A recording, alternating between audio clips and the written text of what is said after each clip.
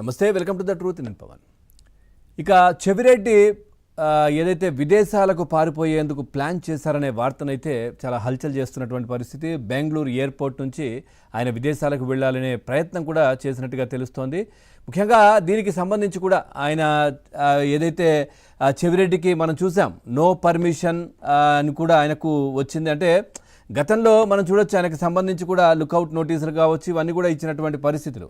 So ఈ నేపథ్యంలో ఏదైతే ఇప్పుడు మొన్నటికి మొన్న మనం చూసాం, ఏదైతే పొదిలికి సంబంధించినటువంటి దాంట్లో పోలీస్ స్టేషన్లో హడావిడి చేయడం, సో కొద్దిమంది మహిళలపైన దాడి చేసినటువంటి వాళ్లను పరామర్శించడానికి వాళ్లను పోలీస్ స్టేషన్లో ఉంటే అక్కడికి వెళ్ళి హడావిడి చేసినటువంటి విషయం చూసాం ఈ మధ్యకాలంలో మొన్న జరిగినటువంటి అంశం. సో అది కూడా చాలా కీలకంగా, అంటే పోలీసులపైన దురుసుగా ప్రవర్తించినటువంటి నేపథ్యంలో కూడా ఆయన పైన కేసులు కూడా నమోదవుతున్నటువంటి పరిస్థితులు కనిపిస్తూ ఉన్నాయి. అదేవిధంగా ఇప్పుడు ప్రస్తుతం గతంలో ఏదైతే ఈ లిక్కర్కి సంబంధించి కూడా ఆయన ఇన్వాల్వ్మెంట్కి సంబంధించినటువంటి చర్చ జరుగుతున్నటువంటి పరిస్థితులు, పూర్తిగా ఏదైతే బెంగళూరు నుంచి ఆయన కొలంబో వెళ్ళడానికి కూడా ప్రయత్నం చేశారు చెవిరెడ్డి.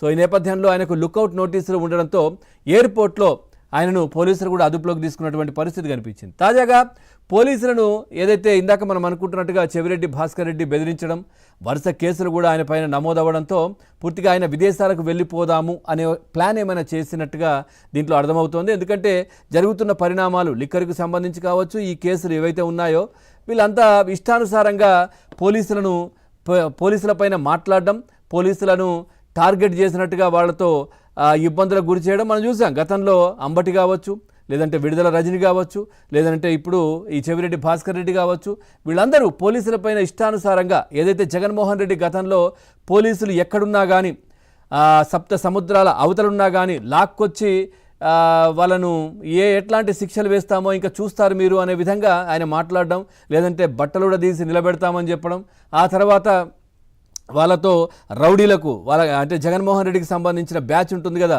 వాళ్లకు సైల్యూట్ చేయిస్తానడం, ఇవన్నిటి నేపథ్యంలో కూడా మరి జగన్మోహన్ రెడ్డి చెప్పారు కదా మేం తక్కువ, సో ఆయన మా బాసే ఆ విధంగా మాట్లాడితే మేము కూడా అట్లాగే వెళ్తాము అనే విధంగా వీళ్ళంతా అదే కార్యక్రమాలు చేస్తూ ఉన్నారు. పోలీసులను ఇబ్బంది పెట్టడం, పోలీసుల మీద ఇష్టానుసారంగా మాట్లాడడం, ఇట్లాంటివి. దాంట్లో భాగంగానే మొన్న పొదిలిలో జరిగినటువంటి ఘటన ఈ చెవిరెడ్డి, దానికి సంబంధించి కేసులు కూడా నమోదవుతున్న పరిస్థితులు. సో గతంలో కూడా మనం చూసాం, ఆయన కుమారుడు చెవిరెడ్డి మోహిత్, ఆయన పైన కూడా లుకౌట్ నోటీసులు ఉన్నటువంటి పరిస్థితి. ఆయన కూడా పారిపోయే ప్రయత్నం చేశారు. ఆయనను కూడా ఎయిర్పోర్ట్లో పోలీసులు అడ్డుకొని సో ఆయనను కూడా మళ్ళీ తీసుకొచ్చినటువంటి పరిస్థితులు కనిపించాయి. సో ఈ మద్యం కుంభకోణంలో రేపు ఉదయం చెవిరెడ్డి అరెస్టు చూపనున్నట్టుగా కూడా తెలుస్తోంది రేపు. ఎందుకంటే దీంట్లో చాలా కీలకంగా కూడా ఆయన ఉన్నట్టుగా తెలుస్తోంది. 2024 ఎన్నికల సమయంలో ఏపీ తెలంగాణ సరిహద్దుల్లో దాదాపుగా 8.2 కోట్లతో చెవిరెడ్డి పట్టుబట్టారు. చెవిరెడ్డి పిఏ పట్టుబడ్డారు.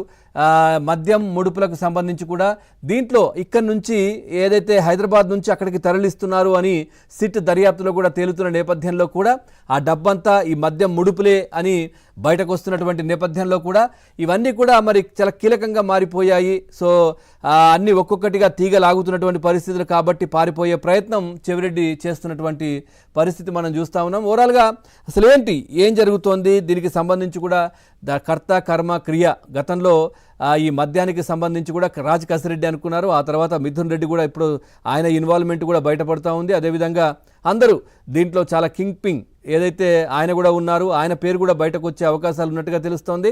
మళ్ళీ ఇప్పుడు చెవిరెడ్డి భాస్కర్ రెడ్డికి సంబంధించిన అంశం, అప్పుడు ఎన్నికల సమయంలో పట్టుబడ్డ నగదంతా కూడా హైదరాబాద్ నుంచి ఈ లిక్కర్ ద్వారా వచ్చిన డబ్బే ఆయన తీసుకొస్తున్నారని బయటపడుతున్నటువంటి నేపథ్యంలో మరి ఏం జరగబోతోంది, ఈ అంశానికి సంబంధించి మనం చర్చలోకి వెళ్దాం. చర్చలో పాల్గొంటున్నారు TDP party senior leader Sudhakar Reddy గారు కూడా లైవ్లో సిద్ధంగా ఉన్నారు. నమస్తే అండి. అట్లాగే జనసేన పార్టీ